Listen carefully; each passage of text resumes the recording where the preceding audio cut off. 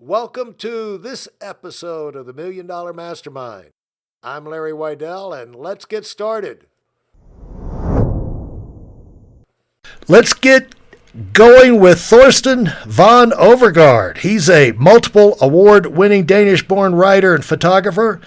He specializes, this is off his website, by the way, and we're going to give you more information about Thorsten because he's almost impossible to describe, but specializing in portrait photography and documentary photography, known for writings about photography and as an educator. He's also a businessman. He's got a endlessly curious mind and the ability to create ideas and then make them happen and bring them to the market in a big, big way. So hello, Thorsten. Hello, Larry. Good to talk to you. Yeah, thanks for joining me. And, he's with us today from his new compound he set up in Clearwater. And he was telling me that he shut down the Denmark location and the LA location. And so now he's a Floridian and enjoying the good life there. Thorsten is a legend in his lifetime in the world of photography, particularly the world of Leica, for those of y'all that know anything about cameras know that Leica has the finest lenses, the finest equipment, the unapologetically super expensive because they cut no corners. And because he spent time on it, he's developed a workshop program that goes all over the world. He's he's regularly in New York, but Hamburg, Germany, Paris, London. Where's Porto, by the way? I don't know Porto. It's Porto. Porto's in Portugal. Nice little city. Yeah. Okay, Porto, Portugal, and Nuremberg, Stockholm. He's been everywhere. He's going to be adding new locations: Silicon Valley, Johannesburg, Belgrade. Did I say Amsterdam, Rome, Paris, again, London, Cuba, Chicago.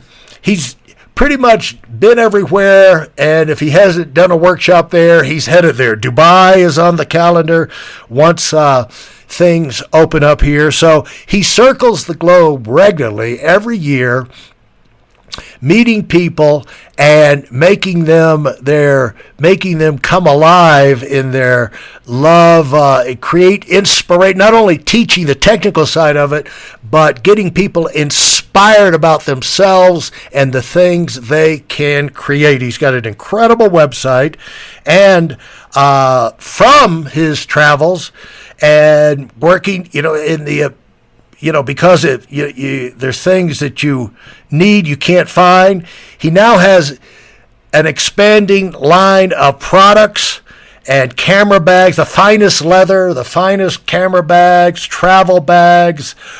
He's got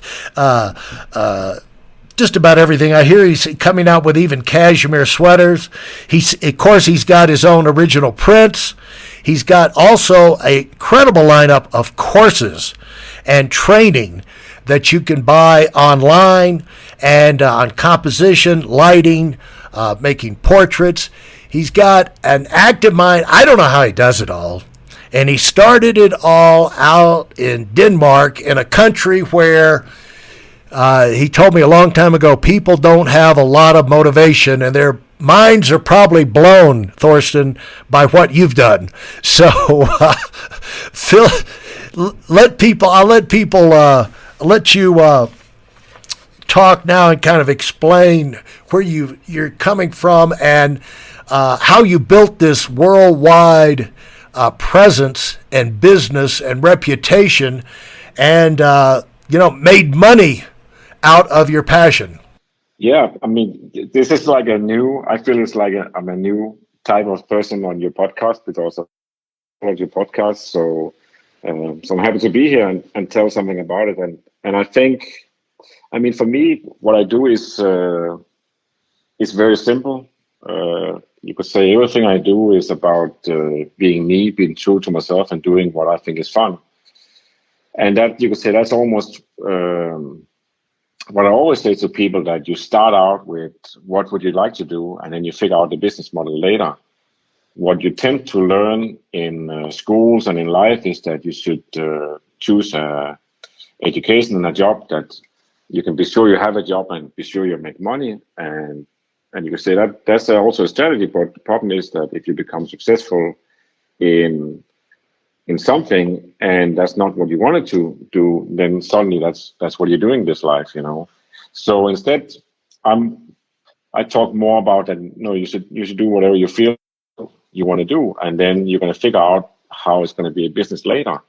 And if you do look around through history and through around the world now, you'll see that people who have been very successful have been people who had a mission, who had an opinion about how things should be, and very often they have been slightly annoying to be around because they had these new ideas, but they turned out to be right, and they turned out to get it their way, and they turned out to make a lot of money on it and be happy with it because they accomplished something in their life.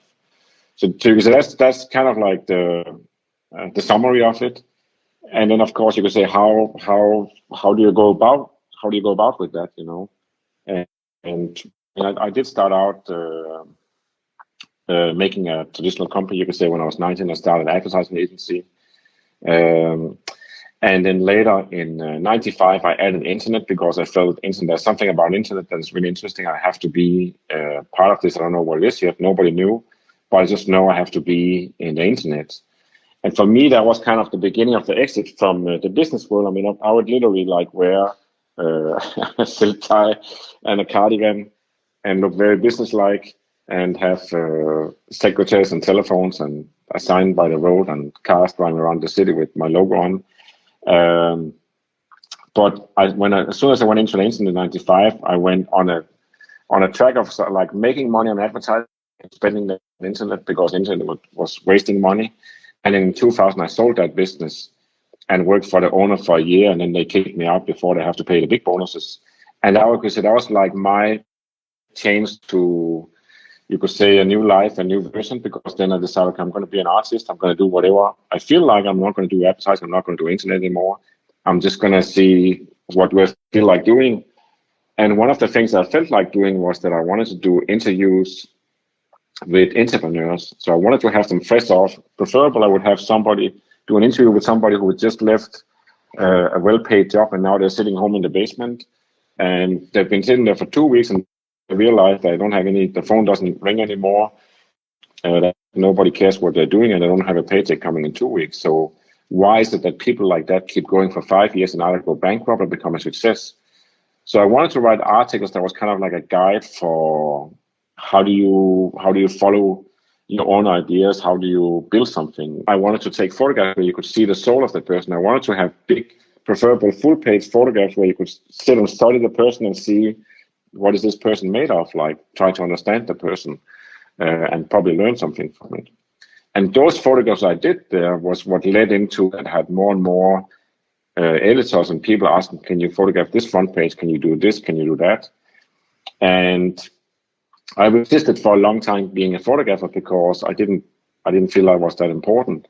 But in 2005, after doing this for like 3 or 4 years, I decided, okay, instead of when people ask, what are you doing? I wouldn't tell I was doing WireMax and internet telephony and all kinds of other projects. I would say I'm a writer and photographer. And then they were kind of happy with that introduction. And that was the truth of it. That's what I became. From that moment, it became more and more photography in the way that digital photography made it very easy to be a photographer and finish stuff fast and deliver it fast.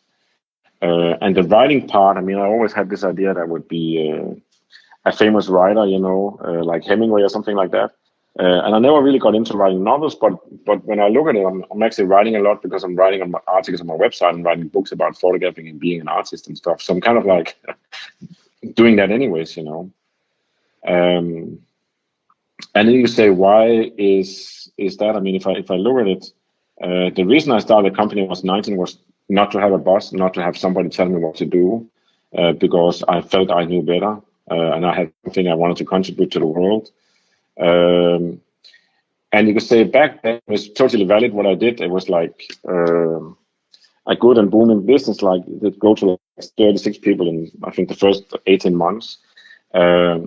But the naive thing was that I wanted to make something that was different than everybody else. Like it has to be different. So I would actually study advertising agencies and I would do it differently than they did. Instead of trying to figure out what do they do that is really smart and then copy it, I would just look at them and do it differently. So that was not necessarily a great way to do it, but that was the mindset I had back then. And you could say that's the mindset you could say I was born with. I want to decide for myself. I want to follow my own mind. And that's basically what I've done ever since, and then I would say I'm more sensible about it now. I'm like, I'm open to successful things from others that I can learn from, but I'm not following anybody else. I'm doing things because this is how I want to do it. This is what I want to do, and I'll figure out a business model. And sometimes when I figure out the business model, I look at how is it done other places, like how do people make money on the things, and how can I use that in making money on what I'm doing. So I can also get food and airplane tickets, Yeah, yeah. When it comes to the practical side of things, there's no reason to be reinvent things that work for other people. Like Facebook, copies Google, and you imitate success on the practical side. But when it comes to creating content, that's where you followed your own. That's what attracts people. It's not how they pay their bills or how they buy it and everything. It's the message that comes out. So thank you so much. Great content. Thank you, Thorsten. Yeah, do that. Thanks for listening to this episode of $1 Million Mastermind with me, Larry Weidel.